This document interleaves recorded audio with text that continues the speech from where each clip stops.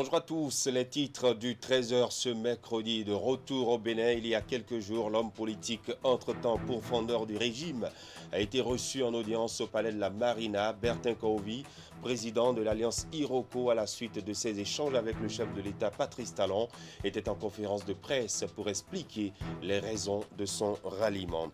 La ville de Cotonou se transforme, la dynamique engagée doit se poursuivre et il l'a dit, le maire Luc Setonji Atroko a fait une déclaration mardi et invite à la mobilisation pour la victoire du duo Talon-Talata. Il avait à ses côtés le ministre du cadre de vie.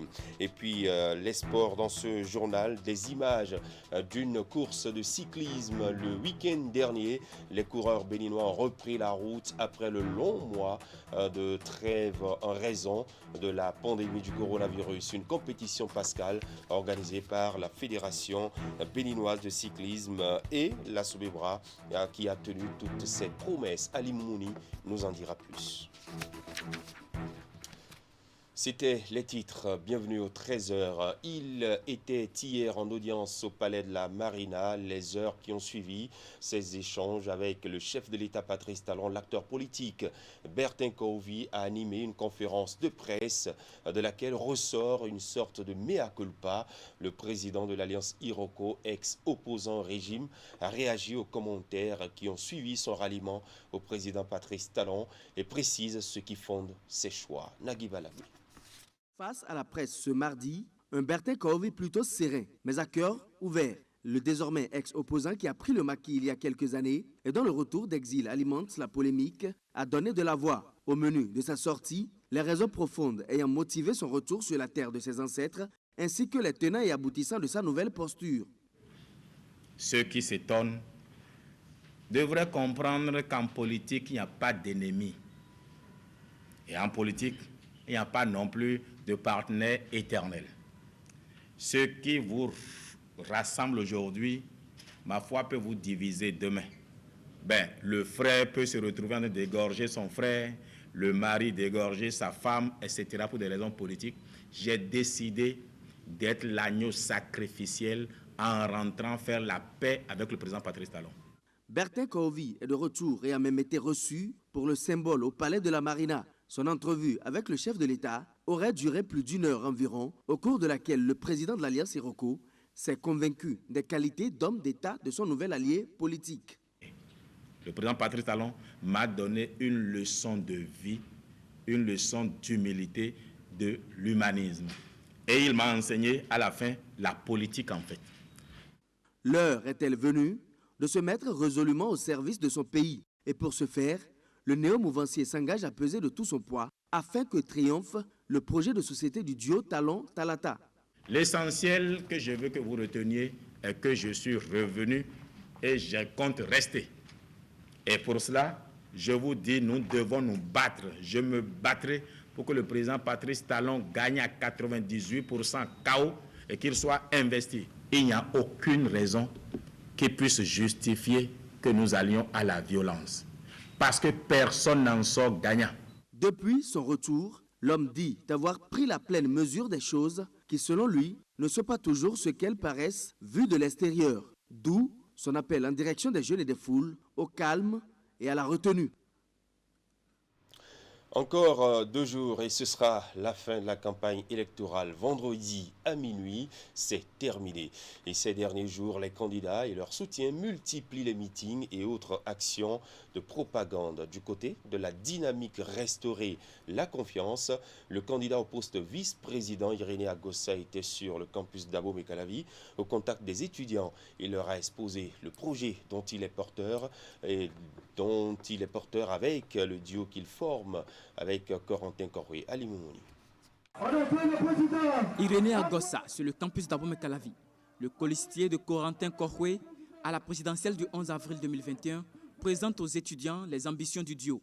Depuis le début de la campagne électorale, le parti Restaurer la confiance affiche sa volonté de promouvoir la jeunesse et c'est l'une des raisons pour lesquelles la vague orange s'impose à l'UAC. Nous avons dit depuis que dans le cadre de la modernisation de la fonction publique, nous avons besoin de 10 000 jeunes, ceux qui ont fait les formations scientifiques, Bac+2, suivre une formation accélérée en numérique et pourront devenir des techniciens supérieurs en numérique.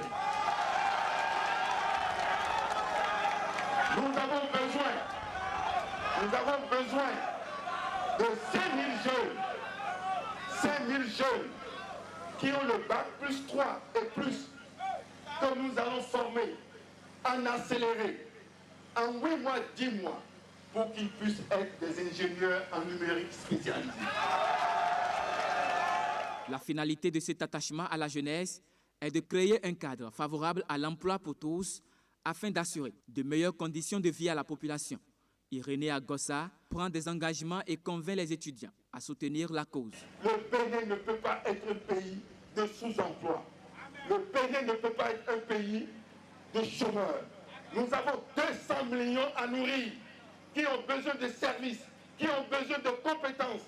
Nous sommes compétents et nous pouvons le faire. Il suffit de compter sur vous. Il suffit de vous mettre dans les conditions. Il suffit de vous apprécier. Il suffit de vous considérer et vous allez pouvoir vous en sortir. C'est pour cette raison que nous allons mettre, nous avons mis, dès le lendemain, si nous formons un gouvernement, nous allons faire comme les pays anglo-saxons. Il y aura les vice-ministres et vice-ministres seront les jeunes capables de pouvoir comprendre la gestion de l'État. Ils seront des vice-ministres et qu'ils pourront comprendre ce que c'est que la gestion de l'État.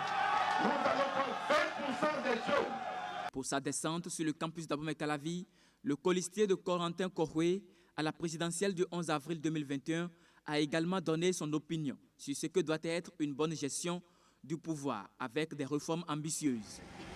Tout régime qui se met dans une réforme, quelles que soient les réformes, et que cela ne permet pas de créer l'emploi, de lutter contre le sous-emploi, de permettre à ce que la classe moyenne se mette en place.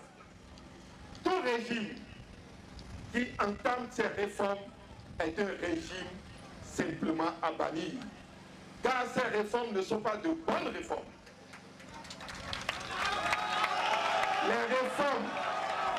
Les réformes qui sont bonnes, c'est les réformes qui permettent de créer l'emploi, de lutter contre le sous-emploi. La vague orange est bien accueillie à l'université d'Abomey-Calavi par des centaines d'étudiants. La foule en liesse est gardée en haleine par diverses prestations artistiques.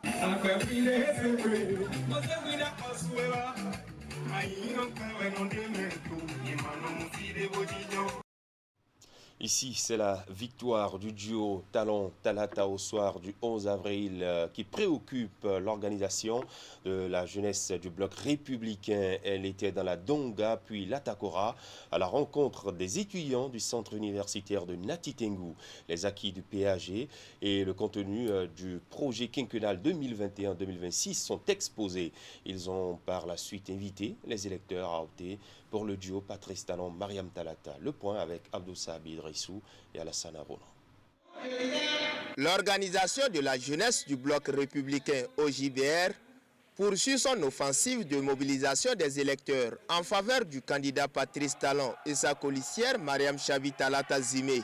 Les membres du bureau de cette organisation étaient face à la communauté estudiantine de Nati Tengou. Objectif: demander à celle-ci de plébisciter afin de ne laisser aucune voix aux partis d'opposition. Quand un chef de l'État qui a l'âge du président Patrice Talon commence par investir dans de l'eau, commence par investir pour que nous ayons l'énergie à plein temps, commence par nous créer des lycées techniques afin que nous puissions nous-mêmes soit nous auto-employer, nous devons, nous jeunes, de le soutenir dans ce combat. Le président Patrice Talon, pourquoi il doit nous plaire? C'est d'abord parce que c'est le premier des Béninois sur le plan de la réussite. Personne ne peut le nier. Nous devons soutenir le duo Talon-Talata. Nous devons porter le message dans les hameaux, auprès de nos parents, chères mamans à la maison, auprès de nos sœurs camarades étudiantes aussi, que l'ère du développement soit née. Le JBR met en ordre de bataille cette communauté estudiantine pour la réélection de Patrice Talon, tout en reconnaissant le bien fondé des actions entreprises par le gouvernement de la rupture. Elle se dit toutefois laissée pour compte. Nous avons l'impression que notre centre universitaire est délaissé des autorités et du gouvernement alors qu'il est un haut lieu de formation des enseignants. Les infrastructures de notre centre universitaire sont vétustes et nous manquons de matériel didactique et culturel pour animer les diverses activités du centre universitaire de Nati Tengou.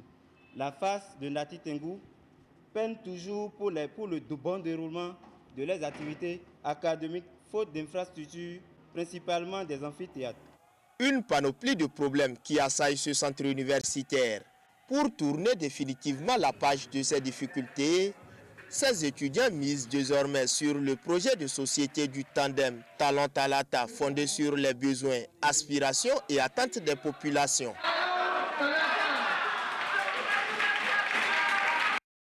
Et je vous le disais dans les titres, la ville de Cotonou se transforme et c'est fort de cela que la dynamique engagée doit se poursuivre. Et il l'a dit, le maire de la métropole dans une déclaration mardi, Luc Setondji Atropo, invite à la mobilisation pour la victoire du duo Talon Talata. Il avait à ses côtés le ministre du Cadre de vie et du Développement durable, députés, élus municipaux et locaux et autres personnalités invitées. Suivons sa déclaration. Au cours du quinquennat qui touche à sa fin, nous ne le dirons jamais assez, Cotonou a bénéficié de réalisations concrètes, historiques et inédites. Nous pouvons citer, entre autres réalisations, la mise en place de la société de gestion des déchets qui a une solution à l'assainissement et à l'hygiène dans la ville de Cotonou. L'asphaltage des rues de la ville de Cotonou sur 66 km. La rénovation déjà en cours du stade Mathieu Kéréko. Nous remercions vivement le président de la République et son gouvernement pour ces œuvres gigantesques et titanesques sans précédent qui marquent notre mémoire. Nous avons ainsi donc bien vu qu'un autre destin est possible pour Cotonou. Rêvons beau et grand encore pour notre ville. Il y va avant tout du bonheur de nous, ses habitants. Mais avant, le duo Talon Talata, candidat à l'élection présidentielle du 11 avril 2021, a prévu pour Cotonou dans son programme d'action des chantiers ambitieux pour le développement de la ville. Mesdames et messieurs, distingués invités, Cotonou est une ville par excellence exigeante sur son développement. Cotonou ne doit donc pas se défaire et quitter la voie de son développement. L'esprit du progrès de la ville et la prospérité doivent continuer à nous animer, nous, ses habitants.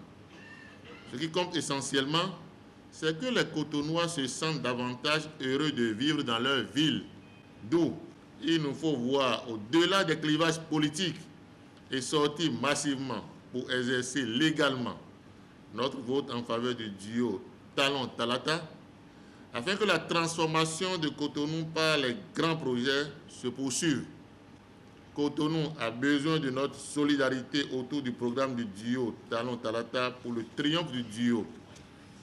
Cotonou a besoin de cet élan de solidarité venant de nous, ses concitoyens, pour son développement.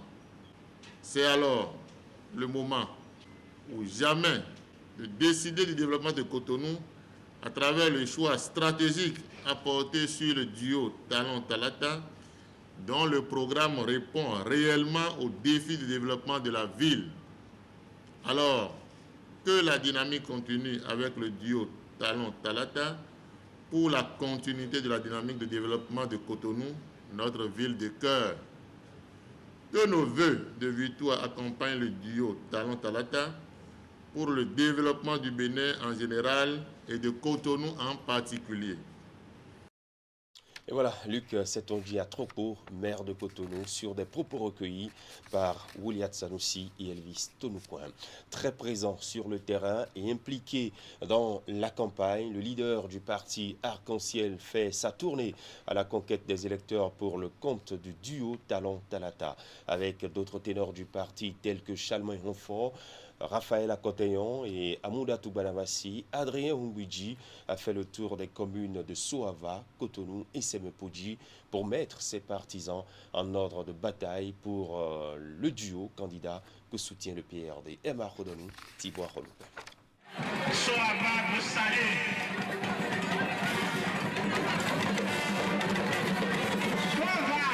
Deuxième jour de campagne et 12e jour d'intense activité politique pour le président du PRD. Première étape de cette énième sortie de Maître Adrien Hungwiji au profit du duo Talon-Talata, la commune de Soava. Le PRD y compte de nombreux militants convaincus et fidèles auxquels il est venu passer son message.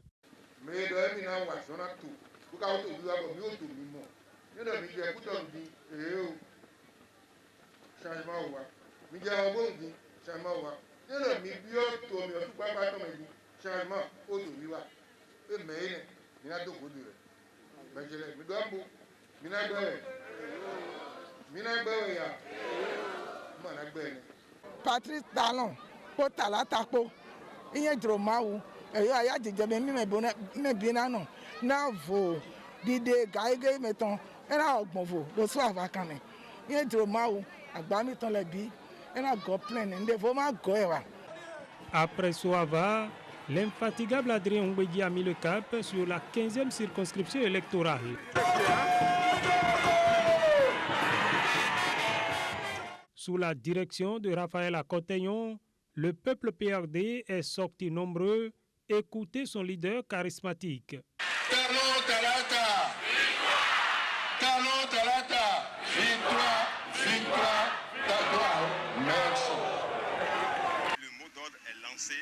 Nous allons ratisser vraiment dans tous les recoins afin que la victoire soit totale pour le duo Talon-Talata le 11 avril 2021. Cette journée de campagne a été bouclée à Semepoji. Ici, c'était l'apothéose. Charlemagne Honfort était à la manœuvre pour cette gigantesque mobilisation des Tchoko-Tchoko, déterminés à suivre à la lettre les consignes de Maître Adrien Hungwiji. Vous savez, Semé est une citadelle imprenable du PRD. Et donc, quand le PRD se mêle dans une danse, il va sans dire que l'effervescence constatée reste de droit. Donc ici, c'est de dire d'abord que, le PRD, en soutenant le candidat, le duo candidat Talon-Talata, s'est donné d'abord pour engagement de faire en sorte que le taux de participation soit élevé. Donc ici, comme vous constatez vous-même, c'est une convergence de force, d'énergie pour atteindre donc l'objectif. Les communes de Soava et de Semepoji, la 15e circonscription électorale, comme bien d'autres fiefs du PRD, sont désormais conquises pour la victoire du duo Talon-Talata. Dans les 15e et 16e circonscriptions électorales, les députés ordonnent à Ladatin, Sedami Medega Fagla et Badirou Aguemon du parti Union progressiste poursuivent leur campagne électorale en faveur du duo Talon-Talata. Hier mardi, ils sont allés échanger avec les enseignants du département du Littoral pour leur expliquer l'importance du choix à opérer. La rencontre a été rehaussée par la présence de la colistière du candidat Patrice Talon. Voici le point de la rencontre avec Ingrid Day et William Sanoussi.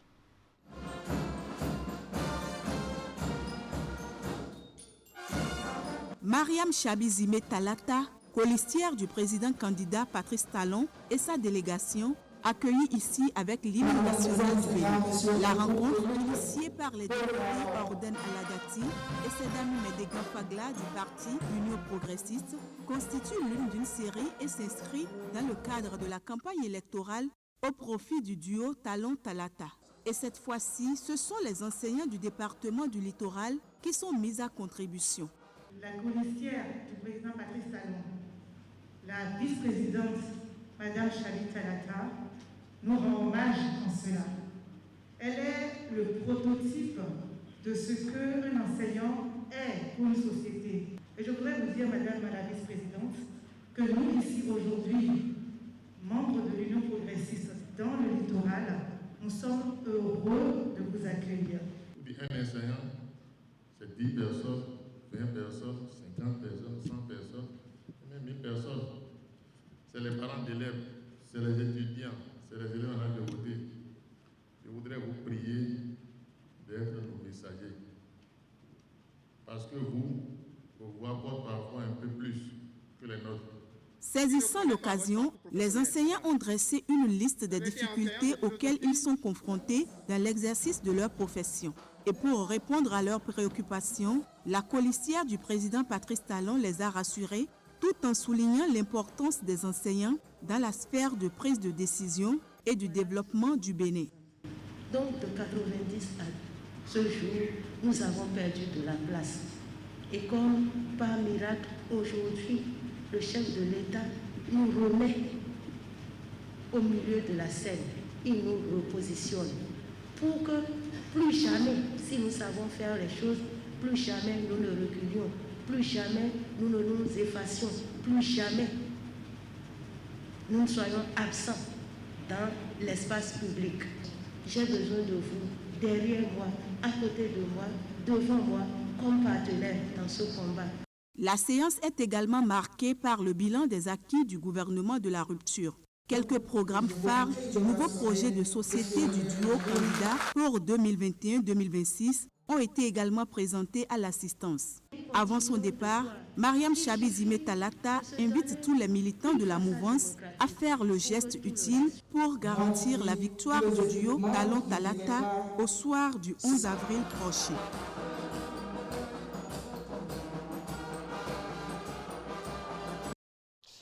Le premier tour du scrutin présidentiel se tient dimanche. On rappelle que la campagne électorale prend fin lundi à minuit, suivant le calendrier de la commission électorale. Les différents états-majors des trois duos en lice font feu de tout bois pour vendre au mieux le projet de société des candidats. Dans la commune d'Abomey-Calavi, Nathanaël Sokpoekwe, coordonnateur bloc républicain de la 6e circonscription électorale, parcourt les zones stratégiques pour mobiliser du monde au profit du duo Talon Talata. Assiomo Kanya Siombon et Derotoli. Le député Nathanaël Sokpoekwe draine du monde pour le duo Talon Talata dans la commune d'Abomey-Calavi. À la faveur de 3 meetings le mardi 6 avril, le coordonnateur du bloc républicain dans la 6e circonscription électorale s'est livré à une démonstration de force en matière de mobilisation. Tour à tour, Agori, Tougba et Khévié ont reçu la visite du député et ses collaborateurs de la coordination. La population est sortie malgré tout ce qui a commencé hier nuit. Je me posais la question si les gens pouvaient braver les menaces du camp adverse et sortir, mais j'ai remarqué ici que tout ce qui s'est passé hier, ça n'a pas émoussé l'ardeur de nos militants. Nous avions commencé cette tournée de façon itinérante. Aujourd'hui, c'est le tour de Calavi. Vous-même, vous avez vu un peu la population, vous avez vu la liesse de cette population, vous avez vu la joie qui se lie à travers le visage de cette population. Sincèrement, nous sommes pressés. Nous sommes pressés parce que nous avons un bon candidat et nous voulons que vraiment que les élections passent vite pour qu'on puisse voir comment il sera réélu. Satisfaction générale donc pour ces lieutenants qui s'activent sur le terrain au profit de leur duo. Et pour le coordonnateur, elle l'est plus encore. Les quelques jours restants doivent être mis à profit, selon lui, pour convaincre davantage militants et électeurs à accorder leur suffrage au duo Talon Talata. Depuis le matin, nous sommes sur le terrain. Nous avons quitté Abomey-Calavi Centre, qui nous a accueillis, qui nous a promis que Talon sera le chaos au 11 avril prochain. Nous avons été à Toba. Toba nous a promis, Toba nous a demandé de dire au président Talon qu'ils n'ont pas besoin de sa présence, même qu'ils savent déjà ce qu'ils doivent faire le 11 prochain. À notre tour de venir vers vous, chère population de Révier, pour vous dire que, pour vous demander si vous êtes effectivement prêts pour le 11 prochain. Vous êtes prêts? Est-ce que vous êtes prêts? Les raisons d'un tel engagement au profit du chef de l'État sont multiples. La poursuite de l'œuvre de développement entamée, les réformes engagées dans plusieurs domaines, la lutte contre la corruption. Autant de choses que le coordonnateur explique aux militants. Nous sommes venus vous annoncer la bonne nouvelle. La bonne nouvelle de continuité de ce qui est entamé depuis 2016. Nous sommes en 2021. Nous devons poursuivre, avancer sur le chemin de développement du Bénin, avancer sur la protection, le chemin de la protection des opprimés, avancer sur la défense des intérêts des pauvres, avancer sur l'assainissement du cadre de vie, avancer sur l'électricité pour tous, avancer sur l'eau potable pour tous. D'Agoria-Javier, les militants se disent déjà prêts pour la victoire de leur duo. Mieux, ils entendent convaincre la population d'Abomey-Calavi à sortir massivement le 11 avril pour accomplir leur devoir civique. On change de registre et on va finir avec ces images de cyclisme. C'est la reprise et une course pour marquer le retour à la compétition après de longs mois de trêve dû à la pandémie du coronavirus. La Fédération béninoise de cyclisme et son sponsor partenaire, la Sobera, a organisé une compétition pascale. Les athlètes ont couru le long de la route des pêches à Cotonou. Vous aurez le point avec Ali Mouni et Elvis Tolucoin qui étaient présents sur le déroulement de la course. C'était donc le 13h sur Canal 3 Bénin. Merci de nous avoir suivis. Passez un très bel après-midi et bonne suite de journée.